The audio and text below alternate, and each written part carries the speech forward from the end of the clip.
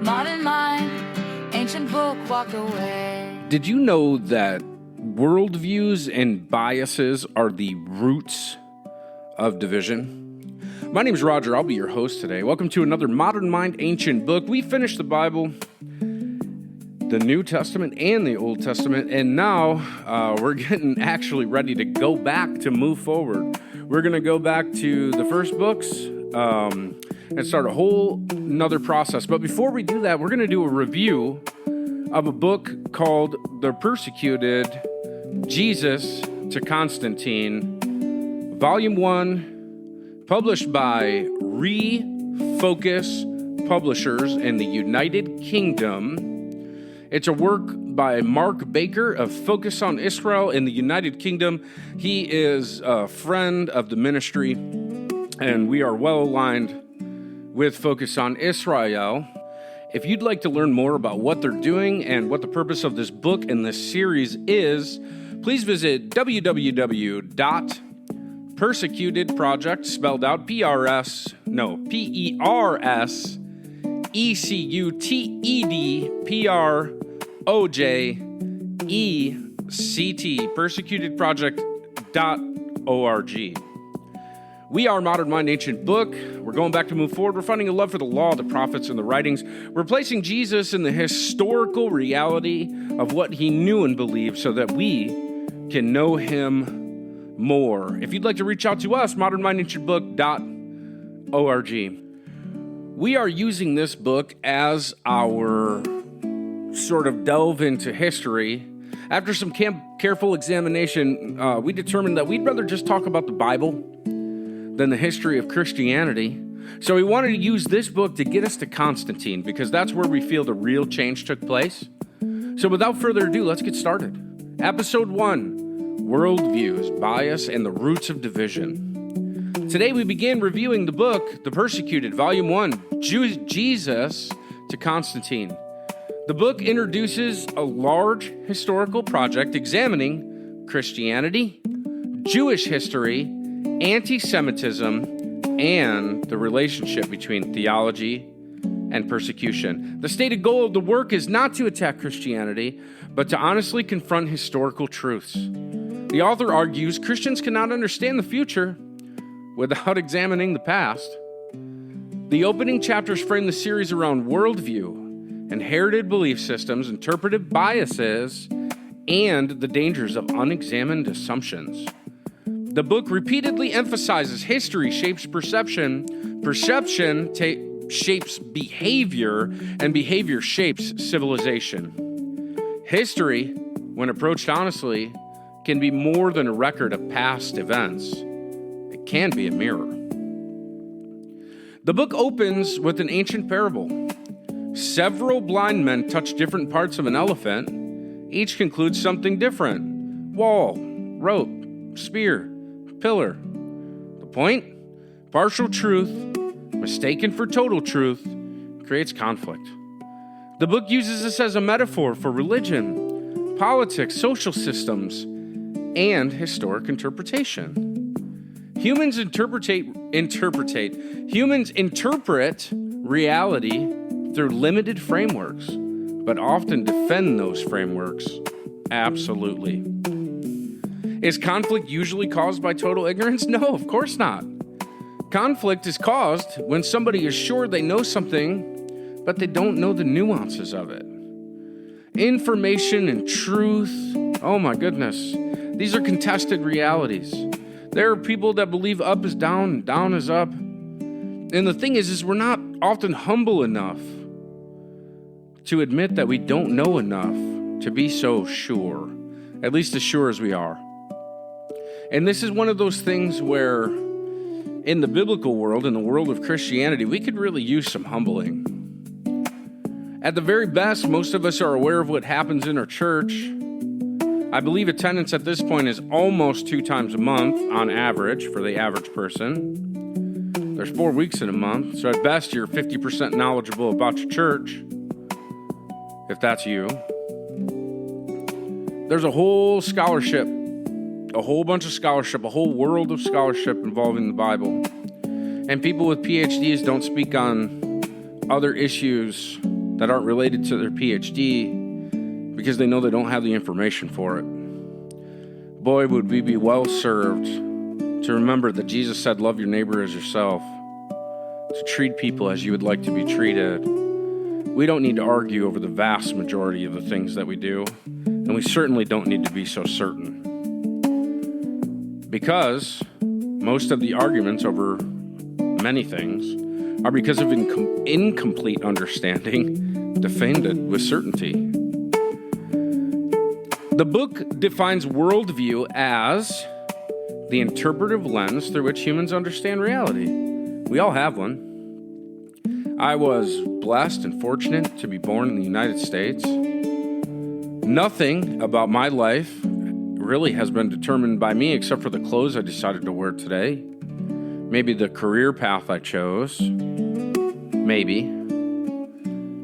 But I was born into a system that has Jesus. It took me a while to recognize him, but I'm thankful for that. If I was born in Afghanistan, my life would have been a lot harder. And those people didn't get to choose either. But this program does reach into Afghanistan. So we're thankful for that. We pray that Afghanistan, that everybody there comes to find and know Jesus, that they lay down their arms, that they lay down the regret of revenge, that they lay down Islam, that they come to Jesus because his burden is light and his yoke is easy, or his yoke is easy and his burden is light. The interpretive lens that we live our life is the result of what's around us, and it defines our morality, religion, politics, identity, and what we call truth. Mark Baker, the author, he's arguing that most worldviews are inherited before they're examined, and that they come from your family, your culture, your religious institutions, your education, the people that you admire, the people in authority over you, and what you watch on TV, or watch on your phone, or on your computer. People rarely realize how much their worldviews control their interpretation of events. For instance, take the current state of affairs in Israel and the Palestinians. Whose side are you on? Most people are picking a side and they're vehemently fighting for that side. But you know what's really true? What's biblically true? People should not be murdering one another. There should be no war crimes. There should be no wars. These are people who are fighting their own image. We're all in the image of God. We should all worship God in spirit and truth and not murder each other. That's what's real. There's no side except for the king's. Jesus is coming and he's going to fix that. Don't pick a side. Live under the kingdom whose king is true righteousness and true peace, because he's coming and he's going to fix it. One of the strongest illustrations is in chapter 3. It's when you view a painting through invisible painted glass. If the filter changes, the perception changes. You know that colors, when they mix, produce other colors, right? And that's because your eyes can be tricked. The author argues entire societies inherit filters subconsciously. Your national identity, your social prejudices. They're trying to get us to fall into that all over the place. Do you believe that skin color makes a difference? You know, it's just an organ, right? That's like saying, I hate that kind of liver. That kind of spleen, ridiculous, that spleen. That's the kind of foolishness you engage in when you pick up a social prejudice like racism. Don't be a fool. God created all men, and all men are created in his image. See people for what they are, and treat them like Jesus told you to treat them. Do you have religious hostility? And I understand that not all religions are created equal, and that some are violent. But Jesus, while he was being crucified, said, Father, forgive them, for they know not what they do. He also said, revenge is God's. If anything, we should be reaching out and praying for hope and repentance for people. not despising them for what they believe. Have mercy before judgment. We also have inherited distrust. Okay, our family, our churches, our surroundings, our politics, they teach us things. Who leads your kingdom? Is it the UK? Is it the Indian government?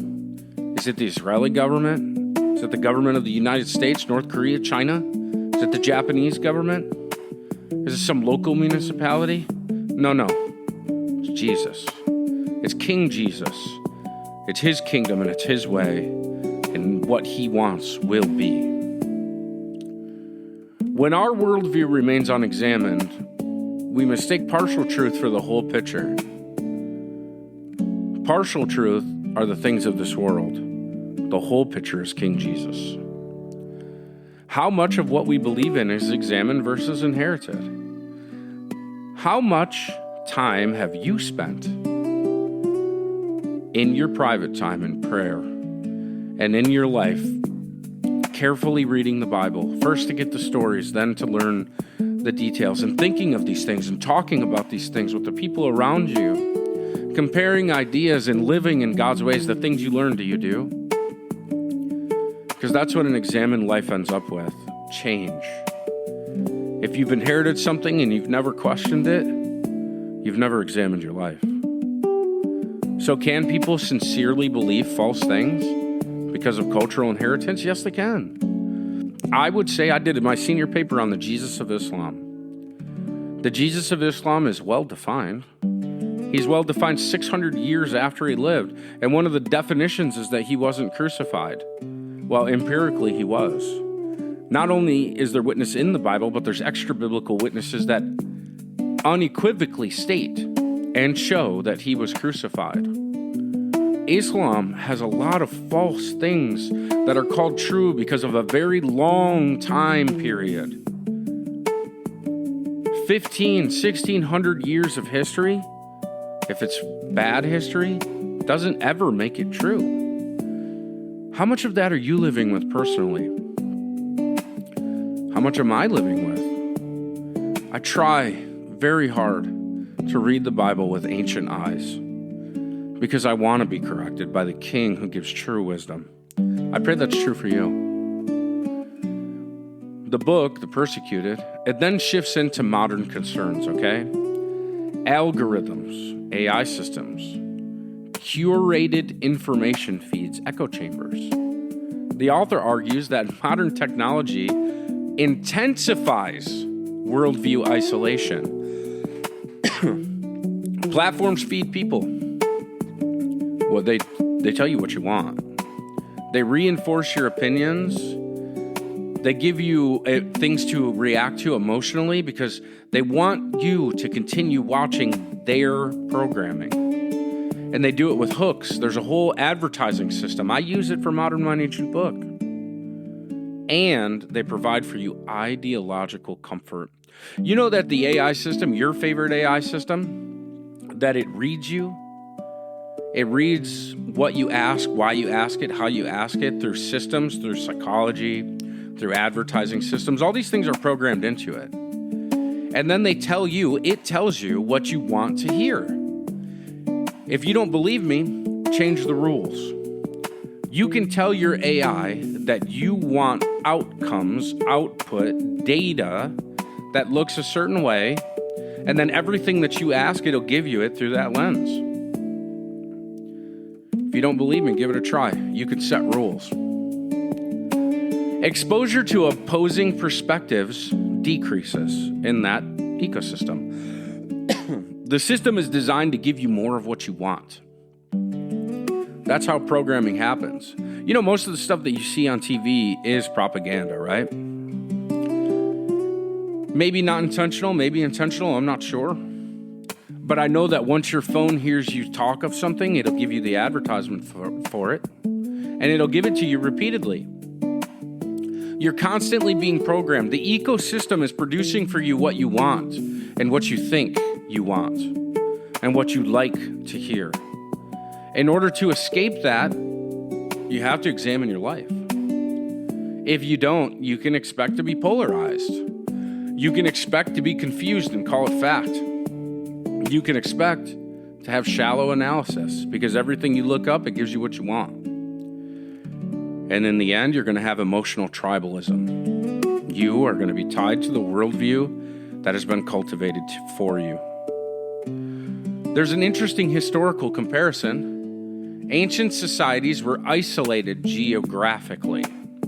Right? You didn't have much outside information. You couldn't travel too far because there wasn't easy means to get to places and communication wasn't widespread. But modern societies are isolated algorithmically. So if you're in China, you don't get the same information you get in the United States. It's all controlled. You're being programmed. In Modern Mind, Ancient Book and Focus on Israel, Mark Baker, the author, Roger Ferguson, your host today, I'm asking you to be programmed by the Bible, by Jesus, by the ancient minds, the many lifetimes that were spent to compile that book. We're asking you to be thoughtful meditators on the Word and to love Jesus and walk in His ways. That's better than this world. Turn away from this world, give it up, throw it away. Come under the kingdom of Jesus. In the modern days, are people becoming more informed or simply reinforced? That's a question for you to answer personally. This book is now going to transition into section 5, which is about religion, love, and failure. We're going to talk about Christianity. It asks, why have religious communities failed to embody teachings about love? Why are there $40,000 denominations? Why can't we agree? Why do we fight over baptism? Why can't you take your shirt off in the pool? Why can you take your shirt off in the pool? When you baptize, do you sprinkle or dip? Do you do the Eucharist? Is it consubstantiation or transubstantiation? If not, you're a heretic. We can't love our neighbor because we believe too many things against our neighbor. Jesus said, love your neighbor and love your enemies. He said, bless those who persecute you. What's the tension? These teachings exist, yet our history contains division, hatred, and persecution. Worldview bias can overpower moral teaching. Humans often reinterpret religion through fear, tribal identity, inherited prejudice. I'm reminded of how in Japan, Christianity was gaining a foothold. It was becoming popular. They had kind of cozied up to the emperor. I believe it was the Catholics there at this time. But then they started really kind of focusing on European look, feel, act. And the emperor saw this as a threat to his power, and it was summarily kicked out of Japan.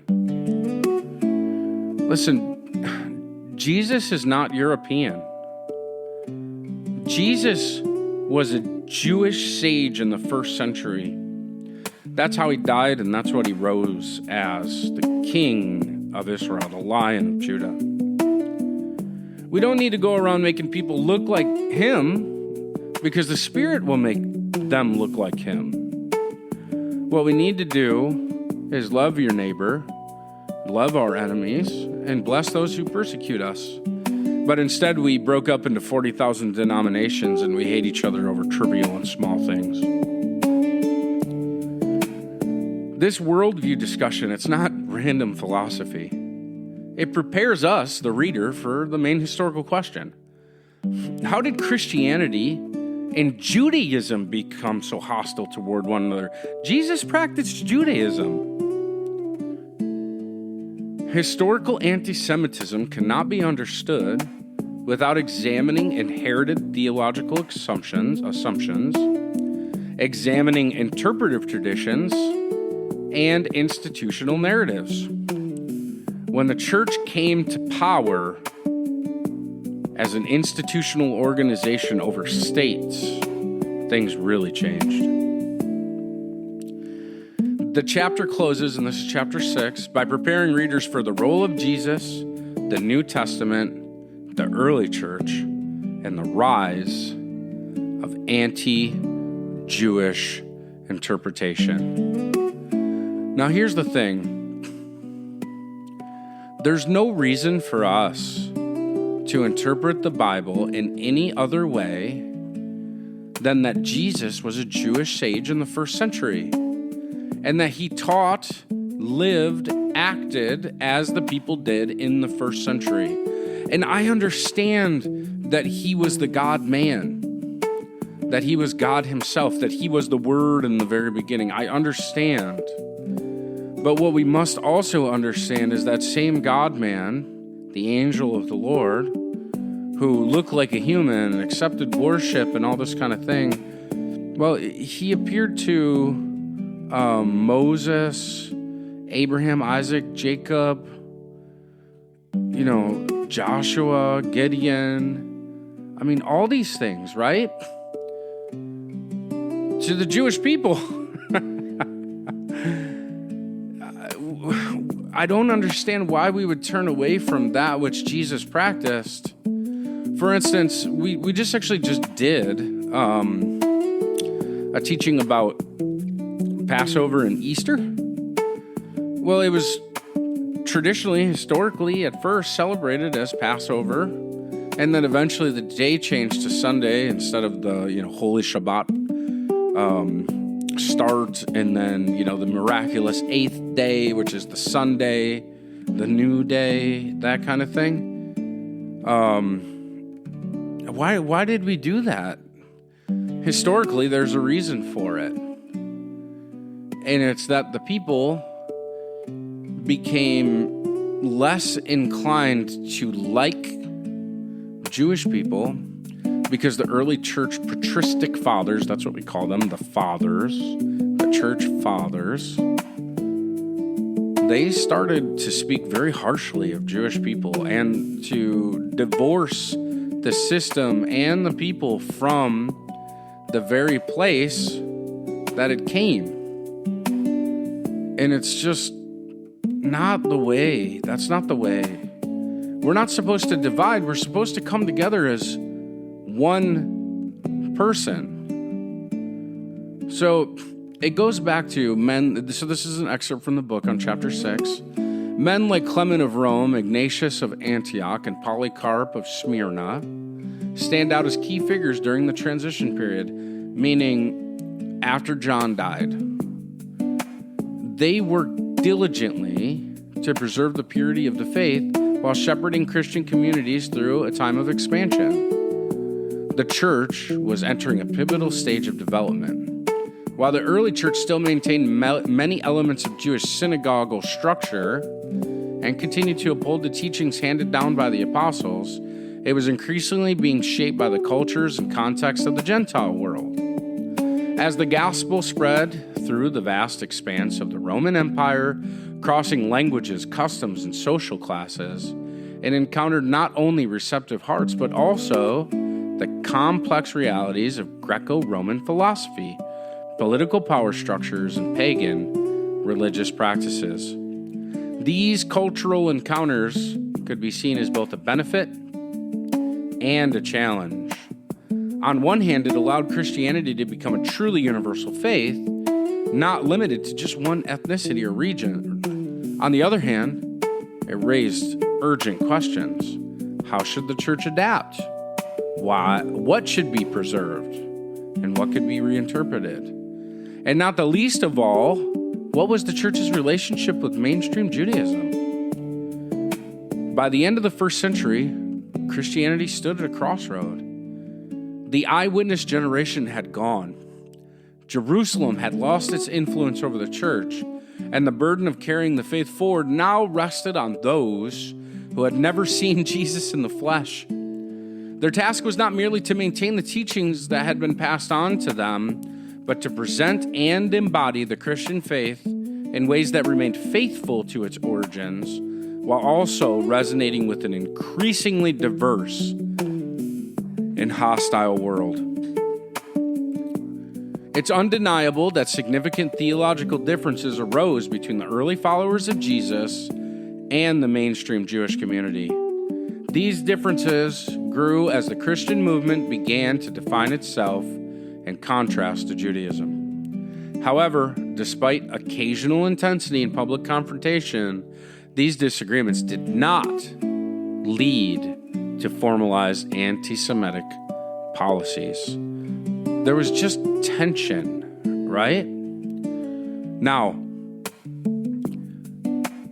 what's important to understand is that eventually anti-Semitic tensions led to a problem.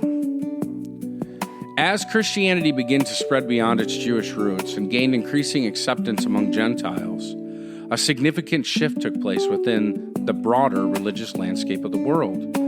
Both rabbinic Jews and Christians across the diaspora, that means the people who were kicked out of Israel, out of Jerusalem because it fell, were frequently facing persecution and being confused by other Roman communities as one and the same thing, because they were. In response to this, the rabbinic community found itself facing a profound challenge: how to preserve its identity, traditions, and beliefs in the face of a growing movement that not only emerged from within Judaism, but also claimed to fulfill its most sacred hopes.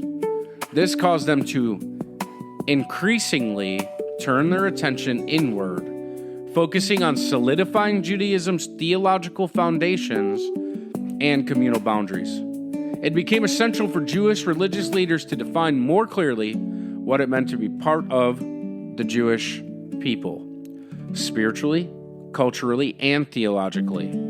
This effort involved a meticulous process of refining religious practices, articulating doctrines, and especially clarifying expectations surrounding the Messiah, a figure centered both to Jewish and Christian belief, but clearly understood in different ways. When Christians saw in the Hebrew Scriptures a prophesied blueprint that pointed directly at Jesus of Nazareth as the promised Messiah, rabbinic Jews rejected the view, maintaining that the true Messiah yet to come and would fulfill very different expectations, political, national, spiritual, that Jesus in their view had not met. From the rabbinic perspective, the Christian reinterpretation of Jewish scriptures posed a serious theological threat. As a result, early Jewish leaders sought to protect their community from what they considered heretical ideas, drawing clearer lines between orthodoxy and deviation. This was not only a religious act, but also a means of cultural survival in a world where identity was often tied to one's faith and traditions. One particularly striking evidence of this can be seen in the inclusion of the 12th blessing, originally the 19th, in the Amidah. The Amidah is a central prayer in Jewish liturgy. And the Hebrew, it means standing. It is divided into 3 sections: praise, petition, and thanksgiving. Jewish people recite it 3 times a day, normally morning, afternoon, and evening, including an additional version for Shabbat or Saturday and festivals. The prayer is also known as the Shemoneh Esrei, meaning 18, because it originally consisted of 18 blessings, the Birkat Hamanim, based on 18 mentions of God in Psalm 29. While a 19th blessing was added later, it retained its name. The 19th blessing is buried within the heart of the Amidah, a distinctive prayer known as the Birkat Hamanim, usually translated as blessing on the heretics or against the heretics. One cannot really call it a blessing. It's particularly harsh in tone and invokes divine judgment against those who slander, betray, or oppose the Jewish community from both within and without. Its inclusion marks a pivotal moment in Jewish history, traditionally attributed to Shmuel HaKatan in the late 1st century. It's introduced and recorded in the Talmud, Birkat 28b and 29a. Rabbi Shmuel Shmuel HaKatan 1 year forgot to include this prayer and was accused himself of being a heretic. However, the response was, the Gemara answers Shmuel HaKatan is different because he instituted this blessing and there's no suspicion on him. Jewish people became hostile to Jesus because they saw him as hostile to their way. And that was when Judaism and what we call Christianity today really split. But it wasn't the right thing. Because when the early church fathers became aware of the Birkat HaHamanim and considered it as evidence of Jewish hostility toward Christians, there ensued theological polemic, a suspicion and condemnation. Its entry to the rabbinic liturgy potentially became a historical marker of the tragic moment when two sibling faiths began to see each other not merely as different expressions of Judaism, but as adversaries. That's not what Jesus wanted. The result of these parallels developments was the irreversible opening of a chasm between the two communities. There were many, though, within the church who wished to maintain a fluid and overlapping relationship, but the dividing lines became increasingly fragmented, which led to clearly defined boundaries, increased contentious rhetoric, and negative mindsets. Christians began openly defining themselves as the replacement for the rabbinic Jews as a way to assert their legitimacy in a hostile, competitive religious environment. For Jews, distancing themselves from the followers of Jesus was the opportunity to redefine Mosaic Judaism and communal coherence in the face of external pressures and internal diversity. Outsiders who had considered the two factions as engaged in a family dispute witnessed from a distance the evolving of a full-scale religious schism. The Roman authorities, however, continued to consider both groups a threat to Roman social cohesion and treated both rabbinic Judaism and Christians as pagans and enemies of the state. Neither fared well. And there's evidence to suggest that there were occasions when one of the combating communities sought to cause problems for the other with the Roman authorities. This is like Revelation 2:9 and 3:9. Christians I was actually just talking to an Armenian Christian, the first institutionalized state to accept Christianity. He was telling me that Revelation 3 calls all Jewish people the synagogue of Satan. That's not loving your enemies. That's not praying for them. That's hatred. Guys, people, please, I pray for you that we could return to the one new man, that we could see Jesus in the true light of who he was. He was a rabbi. And that he's our teacher too. And that we would see Jewish people as our brothers and sisters, just like we would our neighbor next door or whatever country or state you're in, just because they're more similar to you. We have to let go of our biases and we have to see Jesus for who he truly was and love the real Jesus. That's the contention of Modern Mind Ancient Book. Early in the Christian faith, there were factions that were developing. Gnosticism, this conceived of a dualistic universe of spirit and matter and denied the humanity of Christ. And actually John talked about this. Docetism was suggested that Jesus only appeared to be a human and suffer, that he was just fully God. It's this hypostatic union argument. If you don't know what that is, it's the unity of both the flesh or the earthly man and the divine man, the spirit, that Jesus was both God and man. That arose from this argument. There was Marcionism, which rejected the Hebrew scriptures and portrayed the God of the Old Testament as inferior to the God revealed in Jesus. Jesus never quoted from the New Testament. In fact, he taught from the book of Ruth and Deuteronomy. Love the Lord your God with all your heart, soul, mind, and strength. That's like Leviticus and Deuteronomy. Oh, it's unbelievable the lengths that we'll go to redefine something to make ourselves appear okay. The Nicolaitans, they were a group that was criticized by Jesus in the book of Revelation for just doing what you will should be the whole of the law kind of thing. You know, where there's forgiveness, there's opportunity to continue sinning.